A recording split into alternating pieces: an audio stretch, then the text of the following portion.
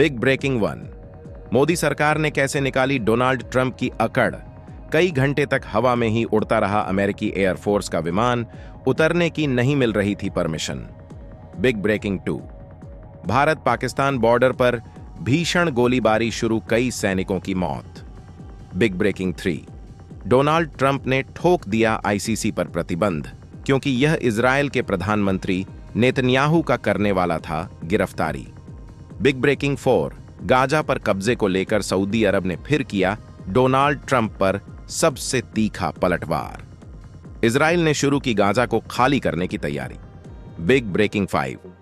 बांग्लादेश में फिर भड़क उठी आग, शेख हसीना के खानदान का घर फूंक डाला। इन सभी खबरों के अलावा देखेंगे 25 बड़ी खबरें। हेलो साथियों, नमस्कार, वेलकम टू जी चिल्स। मैं हूं जी चिल्स बिजली। मोदी सरकार की कूटनीतिक अकड़। दिल्ली में अमेरिकी फ्लाइट को नहीं दी अनुमति, अमृतसर में लैंडिंग। फ्लाइट से उतरने वाले अप्रवासियों ने खुलासा किया है कि अमेरिकी वायुसेना का विमान कई घंटे तक हवा में उड़ता रहा, क्योंकि उसे दिल्ली में उतरने की अनुमति नहीं मिल रही थी। कुछ यात्रियों ने खुलासा किया कि फ्लाइट में मौजूद सैनिक आपस में बातचीत कर रहे थे, जिससे यह पता चल रहा था कि अमेरिकी वायुसेना की फ्लाइट को दिल्ली में उतरने की अनुमति मोदी सरकार ने नहीं दी। ट्रंप प्रशासन के दबाव के बावजूद फ्लाइट को अमृतसर में उतारा गया। यह भारत की कूटनीतिक अकड़ दिखाता है, क्योंकि अगर यह फ्लाइट दिल्ली में उतरता तो फिर बवाल और भी ज्यादा मच सकता था। विपक्ष मोदी सरकार पर हमले शुरू कर सकता था। अमेरिकी मिलिट्री के विमान से डिपोर्ट हुए 104 भारतीयों की वापसी पर कई मोड़ सामने आए। पहले विमान की लैंडिंग सुबह 8 से 9 बजे के बीच बताई गई थी, फिर इसे दोपहर 2 बजे एयरफोर्स बेस पर उतारा गया। बताया जा रहा है कि इस फ्लाइट को दिल्ली में उतरने की अनुमति नहीं मिल रही थी, इसी कारण यह कई घंटे तक हवा में उड़ता रहा। उसके बाद खुलासा हुआ है कि आम नागरिकों की तरह पैसेंजर टर्मिनल पर उतारने की बजाय इन्हें एयरबेस पर लाया गया। मीडिया और परिवारों को दूर रखा गया। पुलिस ने परिजनों को एयरपोर्ट आने से रोका और डिपोर्ट हुए लोगों को कड़ी सुरक्षा के बीच घर पहुंचाया। एयरबेस पर सख्त सुरक्षा रही, जिससे रूटीन एयरपोर्ट संचालन प्रभावित नहीं हुआ। नेक्स्ट खबर। पाक की नापाक साजिश नाकाम, भारतीय सेना ने 7 घुसपैठियों को ढेर किया।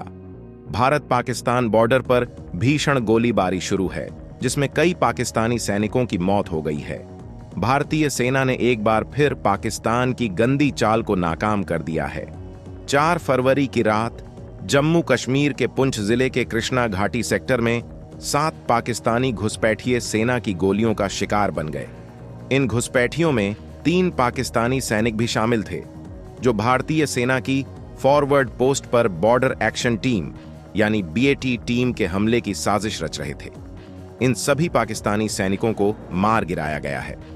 सूत्रों के अनुसार 3 से 4 घुसपैठिए पाकिस्तानी बीएटी टीम के मेंबर थे, जो क्रॉस बॉर्डर ऑपरेशन में माहिर होते हैं। भारतीय सेना को समय रहते इनके इरादों की भनक लग गई और सेना ने पहले ही हमला कर इन्हें वहीं ढेर कर दिया। घुसपैठ की यह कोशिश तब हुई जब पाकिस्तान के प्रधानमंत्री शहबाज शरीफ कह रहे हैं कि वे भारत से बातचीत चाहते हैं, लेकिन दूसरी तरफ पाकिस्तान अधिकृत कश्मीर के रावलाकोट में जैश-ए-मोहम्मद और लश्कर-ए-तैयबा की रैली आयोजित की गई, जहां AK-47 लहराकर भारत के खिलाफ जहर उगला गया। इस रैली में हमास के नेता भी मौजूद थे। बताया जा रहा है कि यह सभी आतंकवादी संगठन मिलकर जम्मू कश्मीर में कोई बड़ा हमला करने की तैयारी में है। भारत से बातचीत की झूठी नौटंकी करने वाले पाकिस्तान की ये असलियत है, जहां एक तरफ घुसपैठ हो रही है और दूसरी तरफ आतंकियों की महफिल सज रही है। लेकिन भारत अब हर साजिश का मुंहतोड़ जवाब देने के लिए तैयार है। नेक्स्ट खबर। अमेरिका से बेड़ियों में भारतीयों की वापसी, महिलाओं बच्चों को भी नहीं बख्शा। अमेरिका से डिपोर्ट किए गए भारतीयों के साथ अमानवीय व्यवहार हुआ। इसे लेकर अब कई नए खुलासे हुए हैं। 11 दिनों तक उन्हें अलग अलग कैंप में कैद रखा गया, जहां मारपीट और गालियां भी दी गईं। अमेरिकी एयरबेस पर सभी पुरुषों के गले में जंजीरें डाली गईं, चेहरा काले कपड़े से ढक दिया गया। प्लेन में भी बेड़ियों के साथ बैठाया गया। पेशाब के लिए सैनिकों की अनुमति लेनी पड़ी। खाना खाने के समय भी हथकड़ियों को नहीं खोला गया। अमृतसर में लैंडिंग से पहले महिलाओं बच्चों समेत सभी को हथकड़ी लगी रही। बच्चों को उनकी मांओं के पास रखा गया, लेकिन किसी को फोन तक नहीं रखने दिया गया। पंजाब की मुस्कान ने बताया कि उन्हें फ्रूट स्नैक्स और कंबल दिए गए, लेकिन अपमान और डर से लोग टूट चुके थे और उसके बाद कई घंटे तक फ्लाइट हवा में ही उड़ता रहा। हमें बिना बताए फ्लाइट में चढ़ाया गया। हमें पता भी नहीं था कि हम भारत जा रहे हैं। कैथल के साहिल के पिता चरण सिंह ने बताया कि अंबाला पहुंचने पर हथकड़ी खोली गई। साहिल अब डिप्रेशन में है। पूरे देश में इस अमानवीयता पर आक्रोश है। नेक्स्ट खबर। अमेरिका से डिपोर्ट किए गए भारतीयों की मुश्किलें अब खत्म नहीं होंगी। इन सभी के बायोमेट्रिक स्कैन लिए गए हैं, जिससे ये वैध दस्तावेजों के बावजूद अमेरिका समेत कनाडा, ब्रिटेन और 20 अन्य देशों में नहीं जा सकेंगे। अमेरिका की वीजा नीति फॉलो करने वाले देशों ने भी इनके लिए दरवाजे बंद कर दिए हैं। भारत सरकार अब हरियाणा और पंजाब में डंकी रूट ऑपरेट करने वालों पर सख्त कार्रवाई की तैयारी में है। गृह मंत्रालय ने दोनों राज्यों से उन धोखेबाजों की लिस्ट मांगी है जो लोगों से लाखों की ठगी कर विदेश भागे हैं। अमृतसर पहुंचे 104 भारतीयों को दस्तावेज वेरिफिकेशन के बाद घर भेजा गया। बाकी डिपोर्ट किए गए भारतीयों का पता नहीं चला है। नेक्स्ट खबर। ट्रंप ने आईसीसी पर प्रतिबंध लगाए, नेतन्याहू के अरेस्ट वारंट का विरोध। डोनाल्ड ट्रंप ने इंटरनेशनल क्रिमिनल कोर्ट यानी आईसीसी पर सीधे प्रतिबंध लगाकर तहलका मचा दिया है। यह कदम इजरायली प्रधानमंत्री बेंजामिन नेतन्याहू और पूर्व रक्षा मंत्री योव गैलेंट के खिलाफ अरेस्ट वारंट जारी होने के बाद उठाया गया। ट्रंप ने सख्ती दिखाते हुए कहा कि अमेरिका और इजरायल आईसीसी के सदस्य नहीं हैं, फिर भी यह संस्था अपनी शक्तियों का दुरुपयोग कर रही है।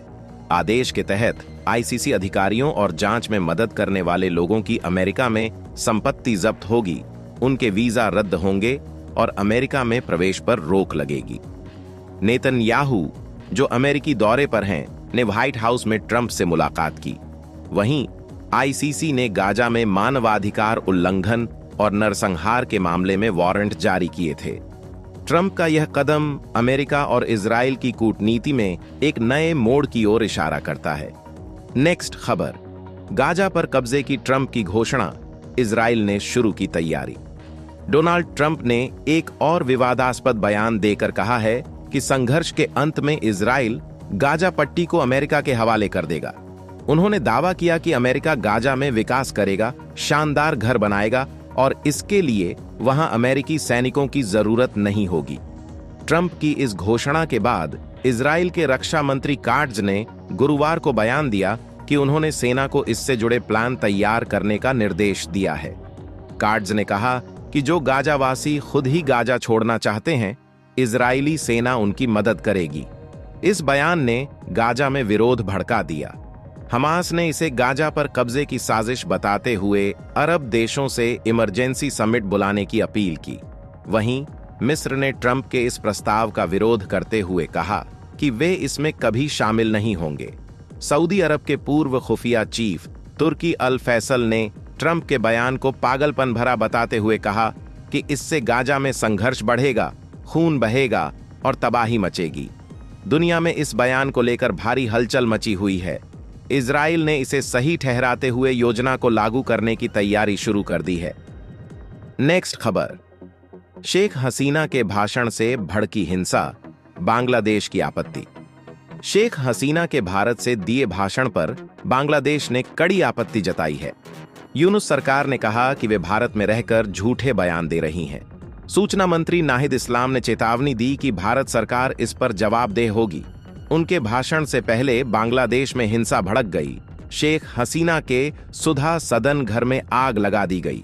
बांग्लादेश सरकार का कहना है कि यह राजनीति नहीं बल्कि भड़काऊ कृत्य है।